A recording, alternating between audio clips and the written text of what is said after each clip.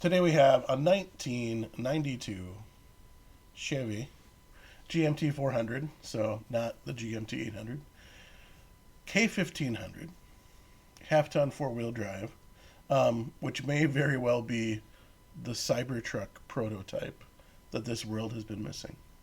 If we look, we see it has been rolled over 135K. The mighty 4.3 V6. V6. This would be non-Vortec. That did come for a little bit later. Chevy Thunder. Chevy Thunder. We have one of those in the fleet. Oh, yeah. Nothing but Thunder. Automatic 4x4.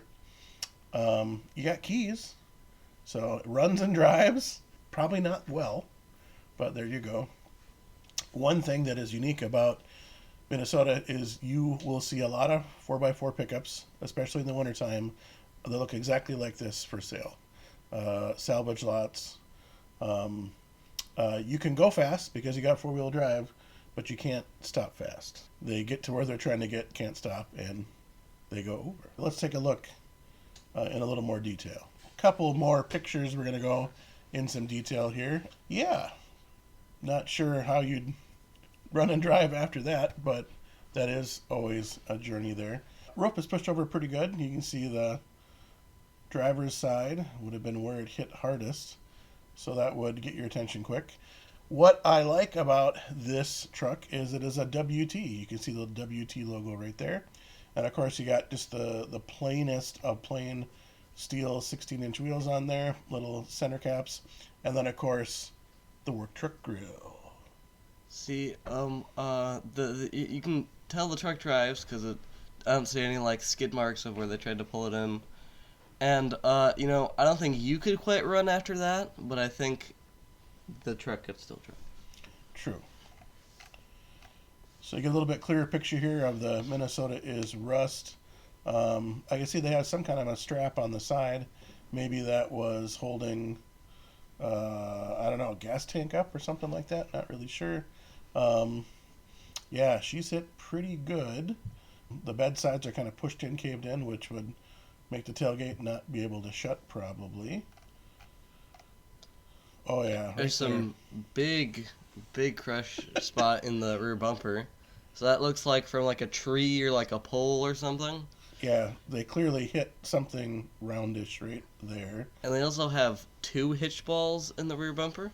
You got to have options. You know, you got your 1 7/8, you got your 2-inch. You never know when you got to bring, the car trailer to town and then pick up the boat trailer on the way back.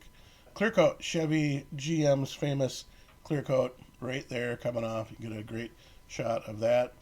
And it's nice to see one seat poking out too. That's great right there. I can see rust, and more rust. The frame kind of looks a little bent right there. Yeah, we got some not quite as straight as we would hope anymore. That door also looks like it is a little bit too straight up and down.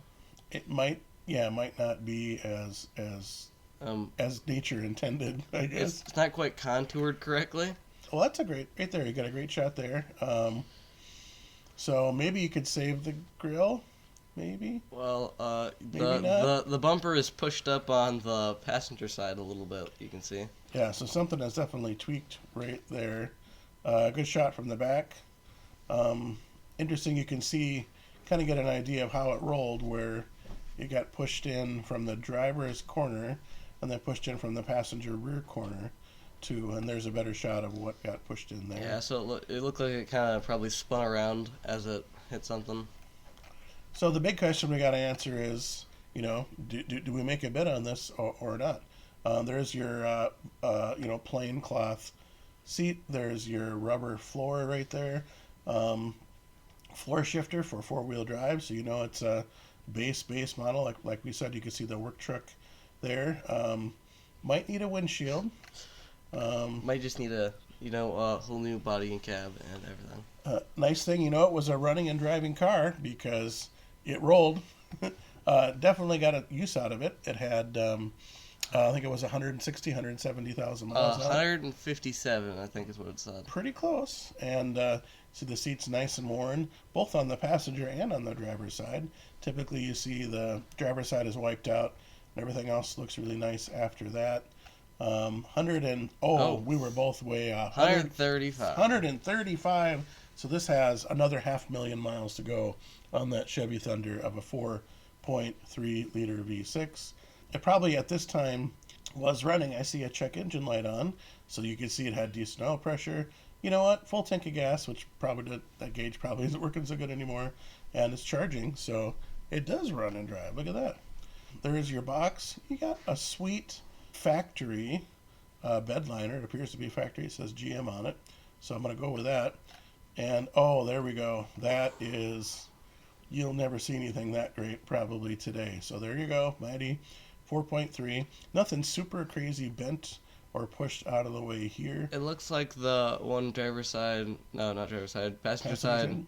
It's kind of, that firewall looks a little bit too far forward right there. You know what? Maybe that is a really rare factory option that we're not aware of. The uneven firewall. Oh, tailgate. I was nervous. I was concerned we were going to have to go tailgate shopping, but there you go. WT. Maybe we can get just a tailgate to be a nice wall hanger for the shop. There's your VIN number right there. So the question that we need to answer is, would you have this rust away in your backyard, or would you let it go to someone else's backyard to rust away? What would you say, dear sir?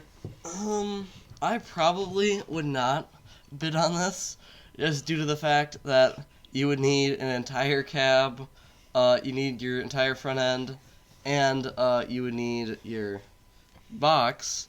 But the other thing is there's probably unforeseen damage in the frame here and there. But you do apparently have a at least semi-good drivetrain, so I would maybe buy it just for parts, but then again, depending on how much these can go for, I don't not really think I would purchase it. And I think that's the problem with the generation today. The kids today is they're spoiled by driving cars that have windshields. So I think if you some of the stuff that I drove when I was younger, no, I'm kidding. No, I don't know. If it was super cheap, that'd be kind of fun to actually see if it actually drove and moved around. But other than that, there isn't much usable left on here anymore. The 4.3, I don't know. What else can you do with the 4.3? But with that being said, thank you much, and never forget, Minnesota is rust. At YouTube.com, subscribe, like, share, and do a little ring-a-ding-ding bell thingy.